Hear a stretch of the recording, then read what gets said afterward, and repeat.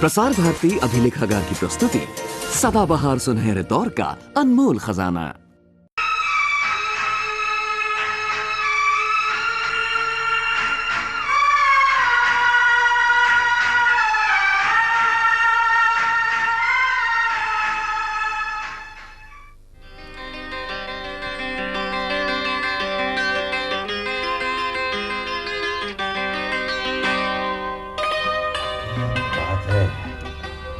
अरे आप तो वैसे ही इतने खूबसूरत हैं, आपको सजने की क्या जरूरत। तारीफ छोड़ो और ये बताओ, पापा से पैसों की बात की? नहीं यार, अभी तो नहीं कर पाया। तो जल्दी कर लो, कहीं ऐसा ना हो कि तुम सोचते रह जाओ और खेत कोई और ही चली चुकी। क्या क्या मतलब क्या तुम्हारा? आपका लाडला भाई आ रहा है 15 को। अच्छा, अरे तो इसमें इतना सोचने की क्या बात है? उसका घर है भाई, आ रहा है तो अच्छी बात है। सोचो तो बहुत कुछ है और ना सोचो तो कुछ भी नहीं। वैसे तो आपके इस लाडले भाई को एक साल तक मुंबई छोड़ने की फुर्सत नहीं मिलती, और अब जब पापा की एफडीज मैच्योर हो गई है तो अचानक क्या काम पड़ गया यहाँ? मतलब तुम सोचो बैठकर। मुझे पीयूष को होमवर्क करवाना है, क्योंकि अगर मैंने कुछ कहा तो तुम्हें बुरा लगना ही है। आखिर वो तो पराए घर की ना।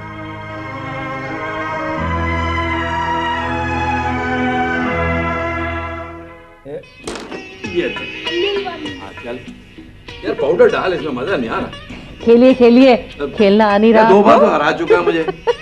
चल तभी तो कह रही हूँ। मेरी बात है बच्चे, देख। हाँ, चलो।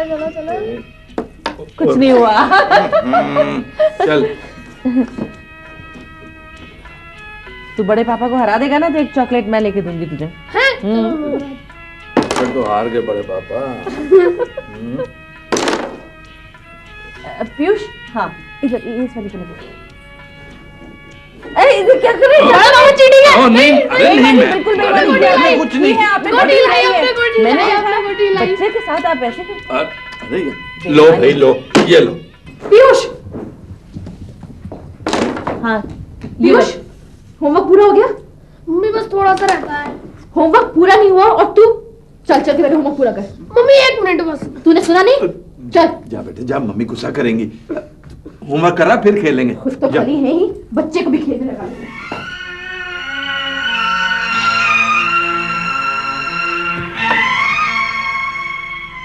सुनो, ये बहू क्या कह रही थी? हाँ? नहीं, कुछ भी तो नहीं। कौन आया? वो सुखदेव होगा। अभी थोड़ी देर पहले आया था, आप सो रहे थे। मैंने बताया तो कहने लगा अच्छा कुछ देर बाद आ जाऊंगा। सुखदेव फिर किसी किराएदार को लेके आया होगा। मैंने कितनी बार मना किया है कि मुझे किराए पे नहीं देना है, कि लेकिन ये है कि मानता ही नहीं। प्रणाम चाचा जी, कर लो गुस्सा, पर आप भी क्या करोगे? मैं काम ही इस तरह के करता हूँ। पर चाचा जी। तो सुखदेव ना, तू एक बार पूछेगा तो 1000 बार पूछेगा तो मेरा जवाब यही है कि मुझे ये मकान किराए पे नहीं देना। अरे तुम्हें तो अच्छी तरह मालूम है मैंने ये पोर्शन अमित के लिए बनवाया, और तुम्हें ये भी मालूम है कि अमित डेपुटेशन पर मुंबई गया हुआ। वो 1 साल के बाद लौटेगा तो उसे रहने के लिए जगह चाहिए कि नहीं? वो तो बात ठीक है चाचा जी, पर इस बात की चिंता आपसे ज्यादा तो मुझे है। ना कि अमित आपका बेटा है, पर मेरा भी तो कुछ लग गया कि नहीं लग गया है? इस तरह मकान को खाली रखना कोई फायदे वाली बात तो है नहीं चाचा जी, हैं? जब तक अमित नहीं आ जाता तब तक अगर उससे कुछ किराया मिल जाता है तो उसमें बुरी बात क्या है चाचा जी? क्यों चाची जी? सुखदेव, मुझ पर तेरी किसी बात का असर होने वाला नहीं है। मैंने कह दिया ना तो इसका मतलब है ना, मुझे ये मकान किराए पे नहीं देना है। देख, बात पैसे की नहीं है, बात कुछ और है जो तू समझता नहीं है। समझता क्यों नहीं चाचा जी? भतीजा नहीं हूं मैं आपका। चाचा जी, मेरे ख्याल से आपने इस बात का डर सताया रहा है कि मेरा मकान टाइम पर खाली हो या ना हो, हैं? मगर चाचा जी, आपको किराएदार की बात पर नहीं, मेरी बात पर भरोसा करना चाहिए। और मैं कोई बावड़ा तो हूं नहीं, बंदा देख के बात करता हूं चाचा जी, बंदा देख के बात करता हूं। और इस बार तो मैं जिस भाई साहब को लेके आया हूं ना, वह अरे कित गया भाई साहब, अरे चाचा जी, 1 साल के लिए बैंक लीज पर आपका मकान चाहिए। ये बैंक में काम करते ना चाचा जी। हाँ, अगर भरोसा नहीं है तो कागज पे लिखवा लो, भरपाई कर लो।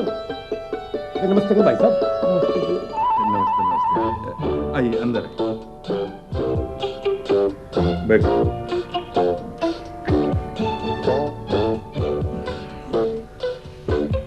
तो चाचा जी, इस आदमी की जगह कोई दूसरा आदमी होता ना तो मैं बिल्कुल ना आता आपके पास में, मगर क्या करूं, इस आदमी की शराफत देख के मैं तो मर मिटा मैं तो चाचा जी।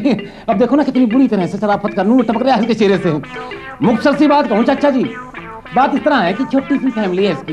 एक तो ये मुसीबत का मारा खुद है, एक इसकी बीबी है, तीसरी इसकी एक बेटी है, उसका नाम बड़ा प्यारा सा नाम है चाचा जी उसका। क्या नाम है? अरे क्या नाम है उसका, क्या नाम है भाई साहब जी? गुड़िया। गुड़िया, देखो कितना प्यारा नाम है, गुड़िया। और इससे भी बड़ी बात चाचा जी है, देखो आप है पंजाब के रहने वाले और ये भी है पंजाब का रहने वाला। देखो खूब गुजरेगी जब बैठेंगे दो प्राणी एक ही पिंड के। मैं यूपी का हूँ। यू ही मैं कहता कि आप भी यूपी के हैं और यू भी यूपी का है। अब देखो जिस तरह से आप चाहते थे वो हो गया, अब आपने क्या चाहिए चाचा जी? पर मैं तो राजस्थान का हूँ। अरे तुम्हें मकान किराए पर चाहिए नहीं है? चुप है। देखो चाचा जी, अब ना मत करना, देखना जिस तरह से आपने कहा था उस तरह से होया है सारा काम। बड़ी मुश्किल से बात बनाई है चाची जी, आप भी समझाओ ना चाचा जी ने। सुखदेव जी चाचा जी। चल बढ़ा अपनी दुकान और कान खोल के सुन ले, मुझे ये मकान किराए पे नहीं देना। मतलब चाचा जी मैं फेल? हाँ फेल। ए भाई साहब, अब के टुकुर टुकुर देख रहा है बदरसीन, चल खड़ा हो जा, यहाँ बात बनने वाला नहीं। अच्छा प्रणाम चाचा जी। प्रणाम चाची जी।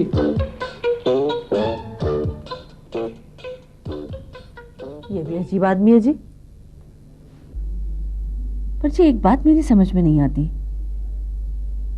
ये सुखदेव 1 साल के लिए तो मकान किराए पे मांग रहा है और अभी अमित के आने में भी पूरा 1 साल बाकी है, तो फिर आप ये ऊपर वाला पोर्शन किराए पर क्यों नहीं दे देते? कुछ पैसे ही आ जाएंगे। पार्वती, तुम नहीं समझोगी, ये दुनिया है, यहां आदमी का स्टेट ऑफ माइंड हर घड़ी बदलता है। जब मकान किराए पे चाहिए होता है तो उसका दिमाग कुछ और होता है, मकान में बस जाने के बाद कुछ और तुम तो जानती हो मैंने ये पोर्शन अमित के लिए बनवाया है और वही उसमें रहेगा।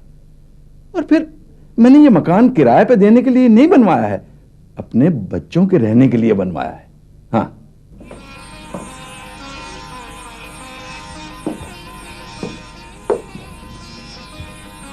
कॉफी।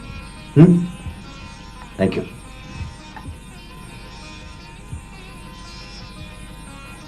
क्या जी, ये सारा दिन हिसाब किताब लेकर बैठे रहते हो? कभी हमारी तरफ भी देख लिया करो। सारा दिन तुम्हें तो देखता रहता हूँ।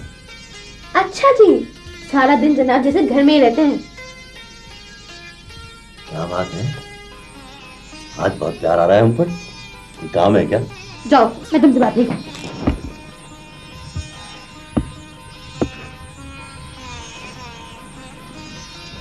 अच्छा बाबा, सॉरी। सुनो, कहो। आज मम्मी का फोन आया था। अच्छा, लेकिन मम्मी का फोन क्यों आया था? मम्मी तो यहीं रहती है। ओफो, मजाक मत करो। तुम्हारी नहीं, मेरी मम्मी का फोन आया था। ओह अच्छा अच्छा अच्छा, क्या कह रही थी? उन्होंने बुलाया है। तो चली जाओ। अकेले नहीं, तो पीयूष को साथ ले जाओ। वो तो जाएगा ही, उन्होंने तुम्हें भी बुलाया है। नहीं यार, देखो तुम देख तो रही हो कितना काम है, एकदम बिजी शेड्यूल है, मैं नहीं जा सकता यार। तुमने पिछली बार भी ऐसे ही कह दिया था। देखो इस बार तुम्हें चलना ही पड़ेगा, मम्मी ने खास तुम्हें बुलाया है। अच्छा बाबा, चलूंगा।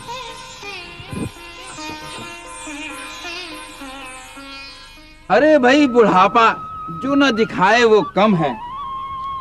हाँ भाई भगवान, तूने भी बुढ़ापा खूब बनाया। हाय रे बुढ़ापा। अरे भाई किसी ने बहुत खूब कहा है क्या कि वो जो जाकर न आए वो जवानी देखी, और जो आकर न गया वो बुढ़ापा देखा। लो एक और आ गए। हुजूर, बुढ़ापे का रोना रोना है तो कहीं और जाके रोइए। ये तो नौजवानों की महफिल है, क्यों करना जाए?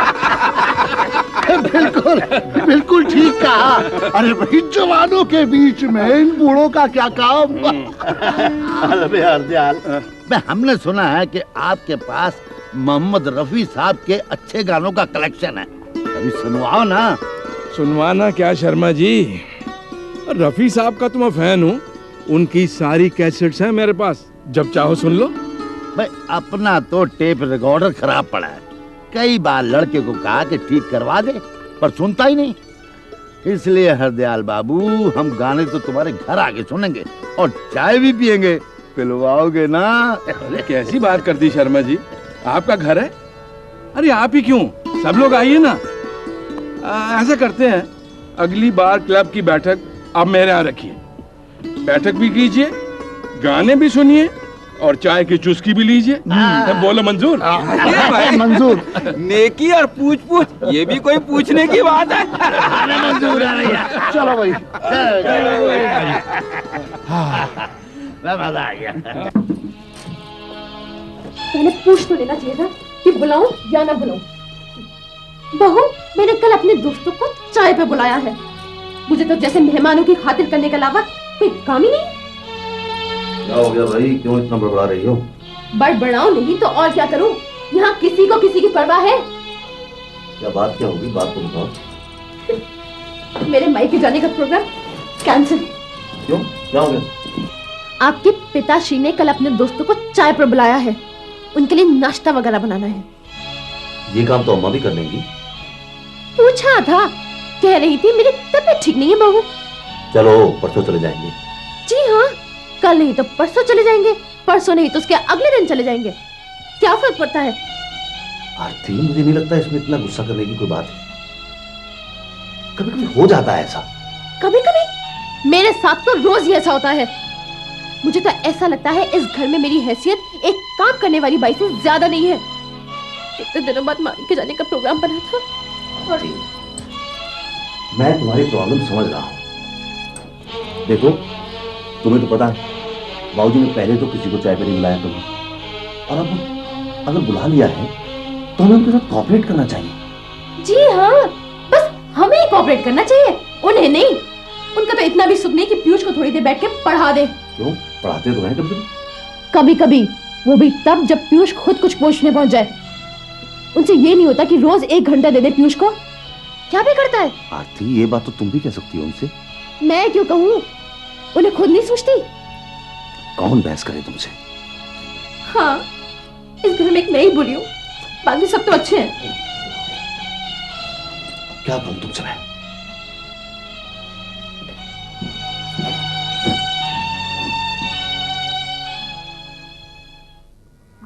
वाह वाह, क्या दर्द है। वाह भाई वाह, क्या बात है। अरे यार हरदयाल, तूने सारे मोहम्मद रफी के गाने लिख रखे हैं। अल्लाह साहब, मुझे बस एक ही शौक था, जब रेडियो था तो मैं रेडियो पर गाने सुन सुन कर लिख लिया करता था, फिर टेप रिकॉर्डर आया तो मैं कैसेट खरीदने लगा, इधर कैसेट निकलता था उधर मैं खरीदने पहुंच जाता। हरदयाल जी, जरा इसकी आवाज तो ऊंची कर दो। अरे यार शर्मा, ये पुराने गाने हमेशा धीमी आवाज में अच्छे लगते हैं। वाह। एक ये गाने थे जिनका कोई जवाब ही नहीं था, और एक आजकल के गाने हैं सुनकर कुछ मजा ही नहीं आता। अरविंद बाबू, गाने भी तो वक्त के साथ साथ बदलते हैं। हम थे तो गाने हमारे जैसे थे, और अब तो कंप्यूटर आ गया है तो गाने भी कंप्यूटर जैसे होंगे कि नहीं? यार हमारा पोता है, घर में सारा दिन गाना गाता रहता है। वो गाना है ना, वो क्या कहते हैं वो, हाँ, आलू समोसा समोसा आलू। यार आजकल के गाने याद भी तो नहीं होते हैं बिल्कुल। अरे लो भाई चाय लो। अरे यार हरदयाल, ले लेंगे ले लेंगे। अरे भाई शर्मा, आपको तो मुंबई होना चाहिए। तो मैं चला जाऊं मुंबई। लो, चाय लो चाय। ये तो एकदम ठंडी हो गई। कोई बात नहीं, चलेगी चलेगी। अरे नहीं चलेगी कैसे? पीयूष, ओ पीयूष बेटा। हाँ बड़े पापा। ये चाय ले जा और अपनी अम्मा से कह के गर्म करवा ले जा। भाई कुछ भी है, हरदयाल जी के घर का माहौल बड़ा अच्छा है और एक हमारा घर है। अरे भाई शर्मा, ये हरदयाल बहुत खुश नसीब आदमी हैं। इसके बहू बेटे बहुत ज्यादा फरमाबरदार हैं। Thank you. ये घर है कि होटल जो बार बार चाय गर्म करके देते रहो? कहो परेशान करने के लिए दोस्तों की मैच घर में लगा ली। माफ कीजिएगा। हाँ अभी हाजिर हुआ। हाँ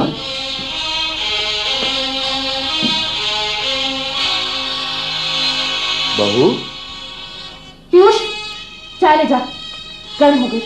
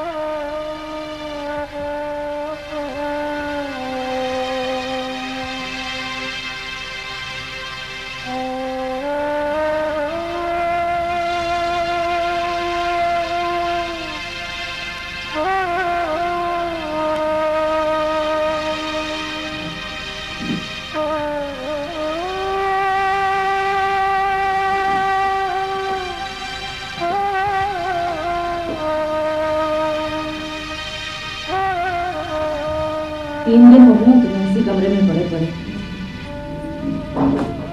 जाओ बाहर जाकर कहीं थोड़ा घूम आओ, दिल बहल जाएगा। कहाँ जाऊं?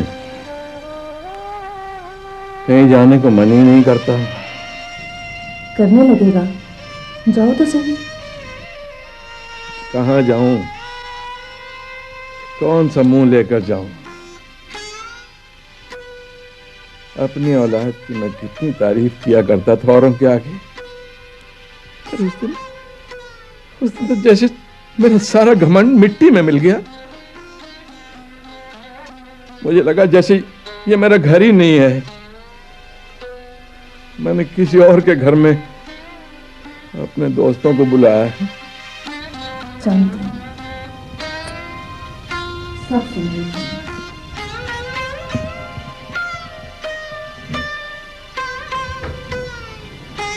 लेकिन क्या करूंगी, कभी कभी ये सांस की तकलीफ अपनी जगह से मुझे हिलने ही नहीं देती, वरना मैं बहू को कुछ भी कहने का मौका नहीं देती।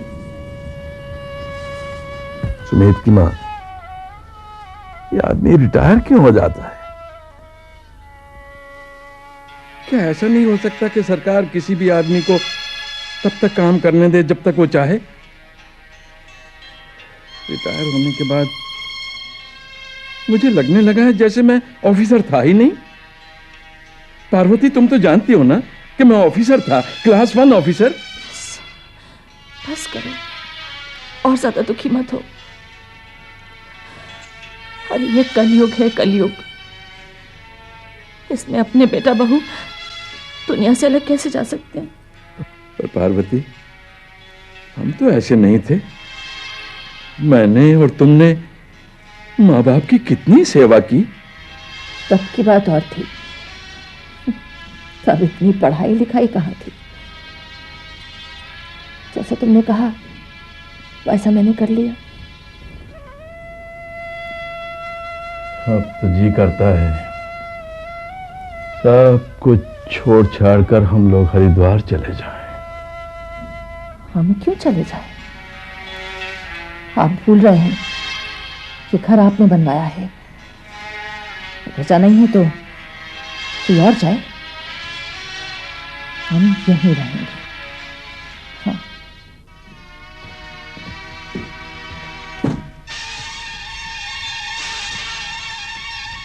बाहर अम्मा मिली थी, जिस बात का डर था वही किया ना तुमने। कर दिया ना अम्मा को नाराज तुमने। आखिर ऐसा क्या कह दिया मैंने? यहाँ तो अपनी प्रॉब्लम बताना भी गुनाह है। प्रॉब्लम बताने के कई तरीके होते हैं।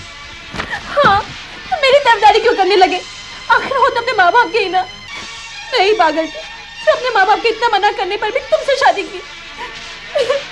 याद अपने तुम भी किसी को नहीं बता सकते। चुप हो जाओ, बाबूजी अम्मा सुनेंगे तो क्या कहेंगे? तो सुनने दो, तुम्हें क्या फर्क पड़ता है?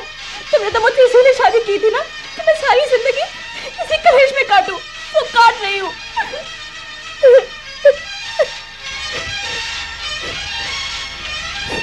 अच्छा बाबा माफ कर दो, गलती हो गई, समझाऊंगा बाबूजी को। आखिर क्यों पाल लिया उन्होंने दोस्तों का झंझट? मुझे तो कभी ये सब झंझट लगा ही नहीं। बड़ी मुश्किल से तो औलाद का मुंह देखा था। तुम्हें याद है ना पार्वती, जब सुमित पैदा हुआ था तो मैंने अपने पूरे स्टाफ को पार्टी दी थी और पिताजी कैसे उसे गोद में लिए नाचे नाचे फिरते थे।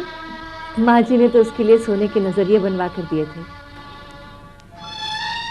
पता नहीं पार्वती, पता नहीं मुझसे कहाँ चूक हो गई। मुझे लगता है बच्चों की परवरिश में मुझसे ही कहीं कोई कमी रह गई। आप भी बस। सुमित के साथ साथ अमित और दिव्या को भी आपने। मेरा दिल कहता है वो दोनों ऐसे नहीं हैं। वैसे सुमित भी बुरा नहीं है। हो सकता है बहू ने ही उसका दिमाग फेर दिया हो। क्यों? उसमें अपनी अकल नहीं है? देखो यार, अकल तो मुझ में भी बहुत है, लेकिन करूं क्या? वाइफ और पेरेंट्स के बीच में फंस गया हूं। समझ नहीं आता कि किसकी मानूं किसकी ना मानूं। तो भी यार, अब ये भी कोई बात है मत्था पीछे करने की? सुनो उसकी जिसके साथ सारी जिंदगी रहना है। अब माँ बाप तो आज हैं और कल नहीं, लेकिन बीवी को सारी उम्र तुम्हारे साथ ही रहना है। वो तो ठीक है अनिल यार, लेकिन ऐसा कैसे हो सकता है? आखिर वो मेरे माँ बाप हैं, अगर उनकी नहीं मानूंगा तो उन्हें तकलीफ नहीं होगी क्या? और वो जो तकलीफ तुम हमारी भाभी को दे रहे हो उसकी तुम्हें बिल्कुल परवाह नहीं। यार तुमने तो भाभी से लव मैरिज की है, क्या तुम भाभी के साथ इस तरह का सलूक करोगे? देखो अनिल, मेरा भगवान जानता है मैंने आज तक आरती को कोई तकलीफ नहीं दी, बल्कि मैंने तो हमेशा उसी की बात मानी। देखो सुमित, तुम जो मुझे सुना रहे हो ना, ये कोई नई कहानी नहीं है। घर घर की यही कहानी। अपने पिताजी भी बहुत चकचक किया था। ये जूते यहाँ क्यों रख दिए, ये कारपेट ऐसे क्यों बिछा दिया, ये काम ऐसे मत करो, ये काम वैसे मत करो। मैं तो उनकी चकचक से तंग आ गया।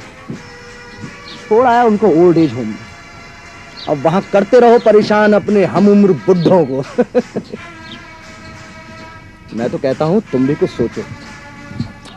नहीं यार, मैं ऐसा नहीं कर सकता। तो फिर यहाँ क्यों आए हो मेरे पास? यार समझने की कोशिश करो। अभी तो मुझे अपनी फैक्ट्री लगवानी है।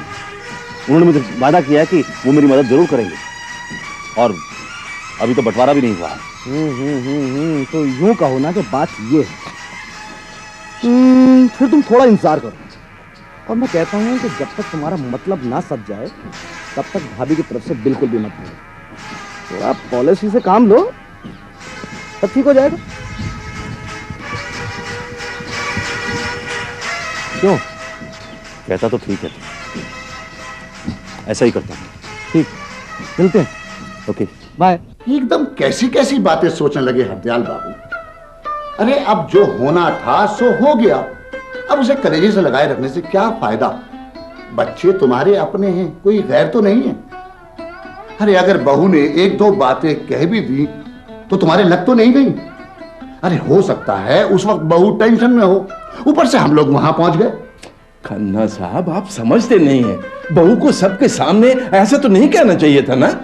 ना ना हरदयाल बाबू, बच्चे हैं, गलती हो जाती है। अगर बड़े भी ऐसा सोचने लगेंगे तो फिर उन्हें बड़ा ही कौन कहेगा? अरे तुम तो मास्टर साहब के बच्चों को समझाने गए थे,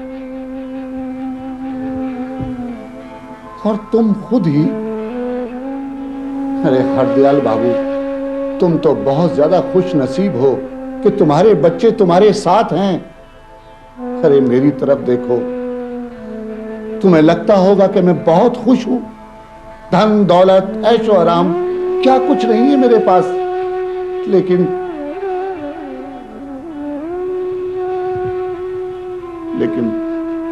मैं अपना दर्द किससे कहूं।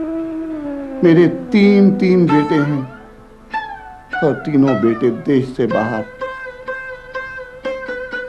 कितनी बार लिखा कि कोई तो आकर मेरे पास रहो। अरे हरदयाल बाबू, लड़ने झगड़ने के लिए ही सही, तुम्हारी औलाद तुम्हारे पास तो है। यहां तो बस मैं हूं और ये दीवारें। कभी कभी तो किसी से बात करने को भी तरस जाता हूं।